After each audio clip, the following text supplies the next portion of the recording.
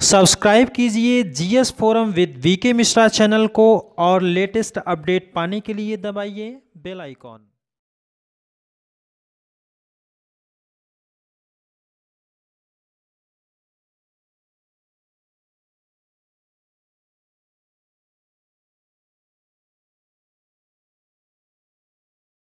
नमस्कार, मैं हूं विवेक मिश्रा और आप देख रहे हैं जीएस फोरम।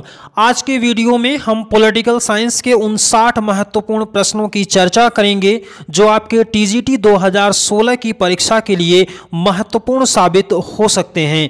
तो आइए शुरुआत करते हैं और लेते हैं पहला सवाल। पहला सवाल है, सिटी ऑफ गॉड किसकी रचना है? तो संत अगस्टाइन की पुस्तक का नाम है city of God. Option A सही हो जाएगा।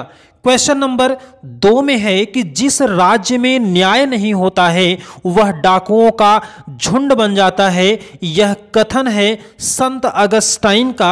ऑप्शन नंबर बी सही होगा। क्वेश्चन नंबर 3 में है कि मध्यकाल का अरस्तु किसको कहा जाता है? तो टॉमस एक्विनास को मध्यकाल का अरस्तु कहते हैं।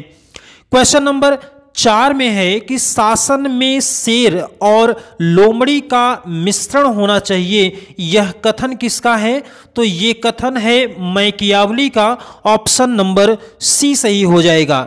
क्वेश्चन नंबर 5 में है कि निम्नलिखित में से किस विचारक को शेर लोमड़ी की नीति पर विश्वास है? तो शेर और लोमड़ी की नीति पर विश्वास करने वाला विचारक मैकियावली है। ऑप्शन नंबर ए सही होगा। क्वेश्चन नंबर 5 में है निम्नलिखित विचारकों में से यह किसका कथन है कि मैकियावली अपने युग का शिशु है?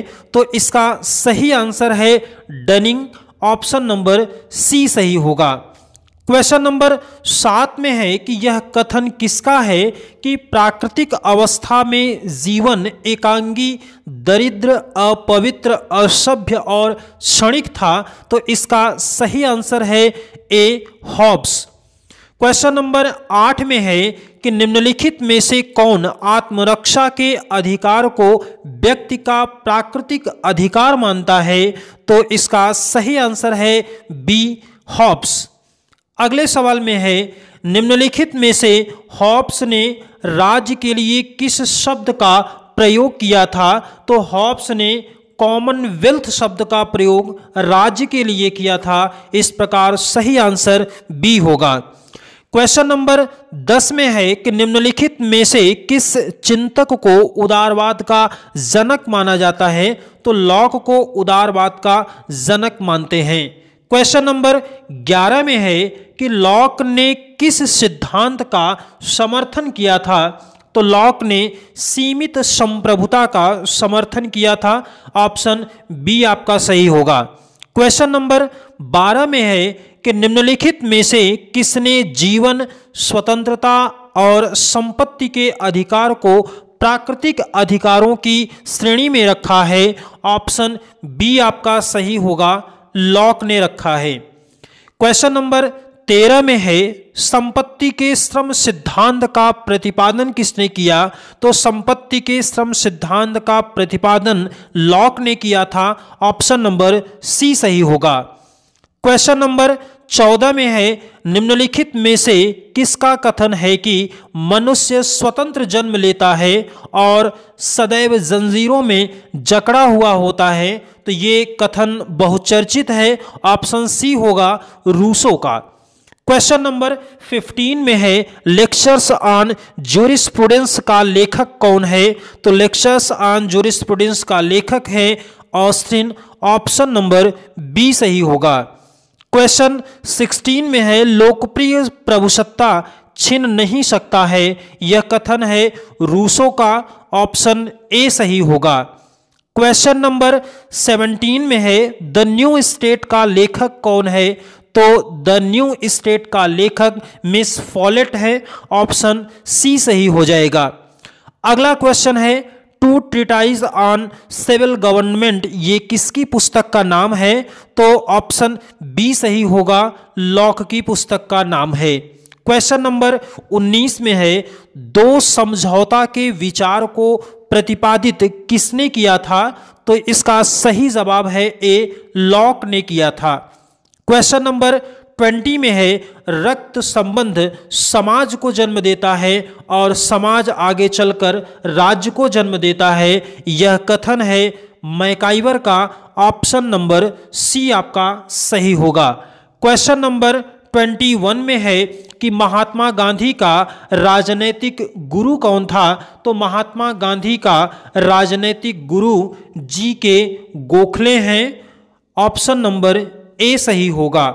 क्वेश्चन नंबर 22 में है, ट्रस्टीशिप के विचार का निर्माण किसने किया था? तो ट्रस्टीशिप के विचार का निर्माण महात्मा गांधी ने किया था। ऑप्शन बी सही होगा। क्वेश्चन नंबर 23 में है, फ्रेगमेंट ऑफ गवर्नमेंट का लेखक कौन है? तो बेंथम की पुस्तक का नाम है fragment of government. Option number Delhi, D आपका सही होगा। क्वेश्चन नंबर 24 में है, स्वयं पर, उसके शरीर एवं मस्तिष्क पर एक व्यक्ति शासक है। यह कथन किसका है? तो यह कथन है जे.एस. मिल का। ऑप्शन नंबर सी सही होगा।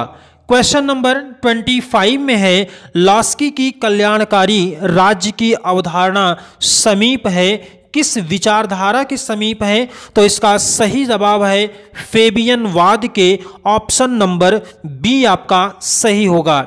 क्वेश्चन नंबर 26 में है कि यह मत किसका था कि स्वतंत्रता एवं समानता एक दूसरे के विपरीत हैं? तो स्वतंत्रता और समानता को विपरीत बताया है लॉर्ड एक्टन ने। क्वेश्चन नंबर 27 में है, प्रिंसिपल ऑफ मॉरल्स एवं लेजिस्लेशन का लेखक कौन था? तो इसका सही जवाब है ए, बेंथम।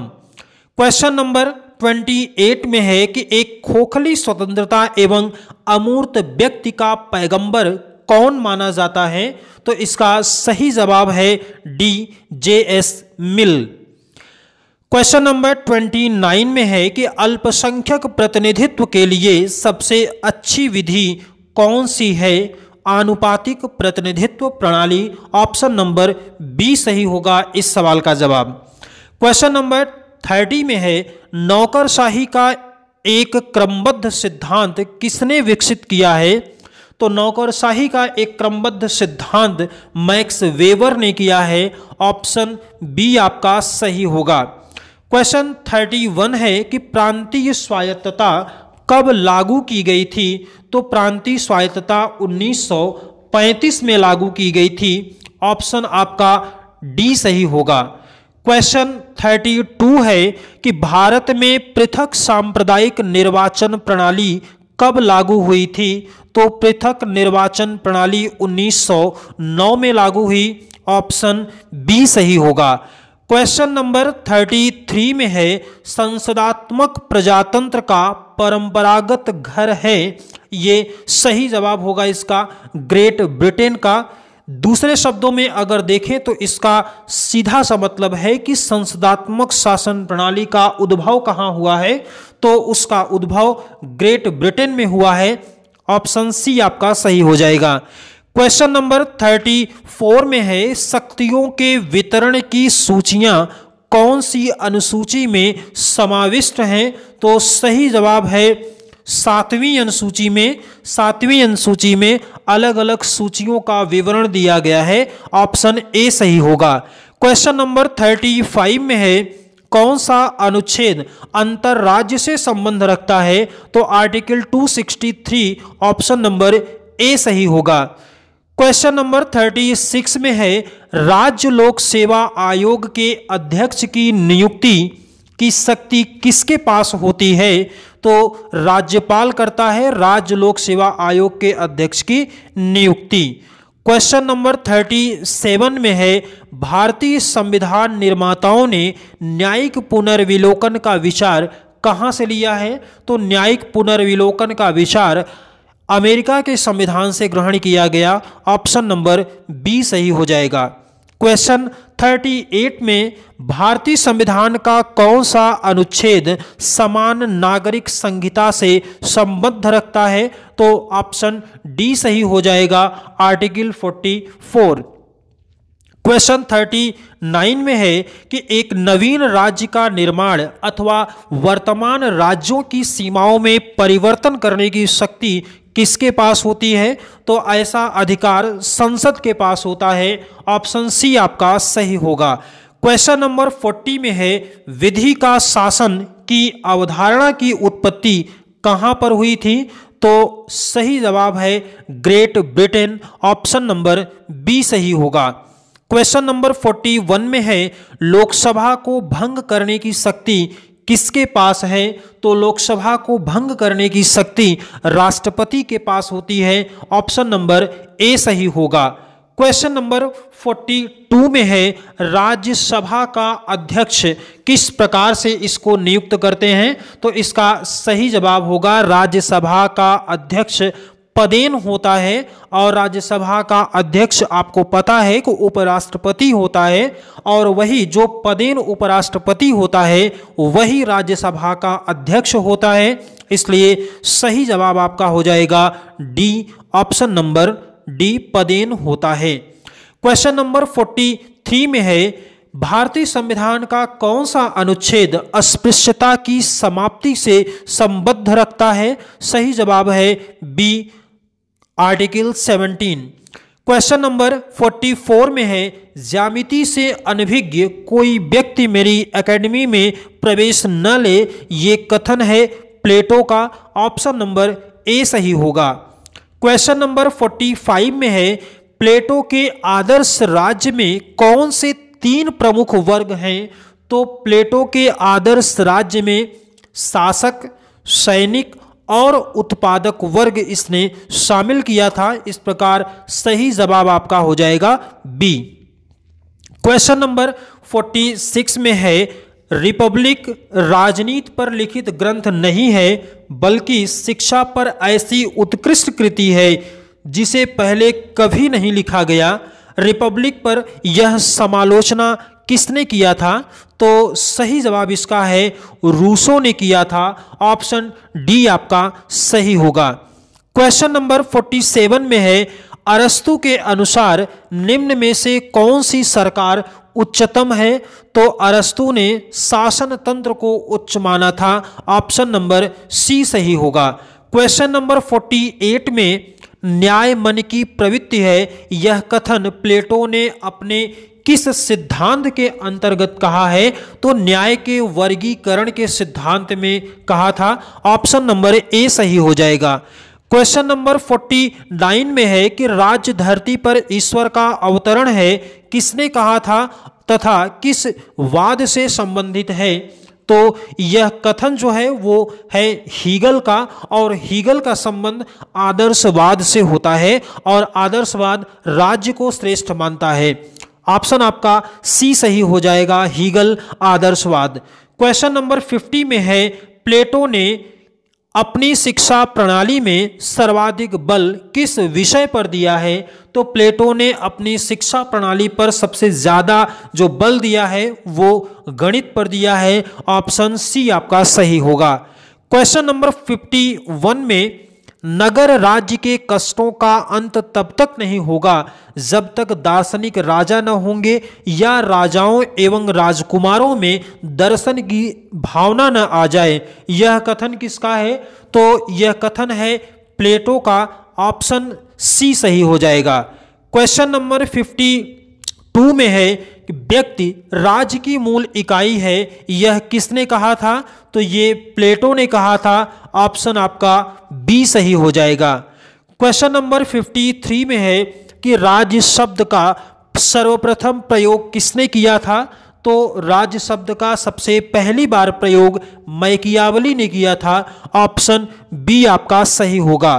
क्वेश्चन नंबर 54 में है पॉलिटिक्स किसकी रचना है? तो पॉलिटिक्स को अरस्तु ने लिखा था। ऑप्शन बी सही होगा। क्वेश्चन नंबर 55 में है कि राज्य परिवार का विस्तार है, यह कथन किसका है? तो यह कथन अरस्तु का है। ऑप्शन ए सही होगा। क्वेश्चन नंबर 56 में है कि राज्य व्यक्ति का पूर्वगामी संगठन है, यह किसने कहा है? तो राज्य व्यक्ति का पूर्वगामी संगठन है, यह कथन भी अरस्तु से ही संबंधित है। ऑप्शन बी सही होगा। क्वेश्चन नंबर 57 में है कि आधुनिक काल में पितृसत्तात्मक सिद्धांत का प्रतिपादन किसने किया था? तो सही जवाब है Henry man. Option number A सही हो जाएगा। क्वेश्चन नंबर 58 में है अरस्तु ने कितने देशों के संविधान का अध्ययन किया था? तो 158 देशों के संविधान का अध्ययन किया। ऑप्शन सी आपका सही होगा। क्वेश्चन नंबर 59 में है कि राज्य एक जीवधारी संगठन है, यह किसने कहा था? तो राज्य एक जीवधारी संगठन है, यह अरस्तु ने कहा था। ऑप्शन नंबर सी सही होगा। अगला और अंतिम सवाल है कि दार्शनिक राजा का सिद्धांत किसने दिया था? तो इसका सही जवाब है ए, प्लेटो ने दिया था दार्शनिक राजा का सिद्धांत। तो साथियों, ये था आज का 60 वो महत्वपूर्ण सवाल जो टीजीटी 2016 की परीक्षा में आपसे सोशल साइंस वाले विषय में सिविक्स या पॉलिटिकल साइंस से संबंधित महत्वपूर्ण सवाल थे। आगे हम लोग और चर्चा करेंगे। 5वें वीडियो के साथ आपसे फिर मुलाकात होगी। तब तक के लिए जय हिंद, वंदे मातरम।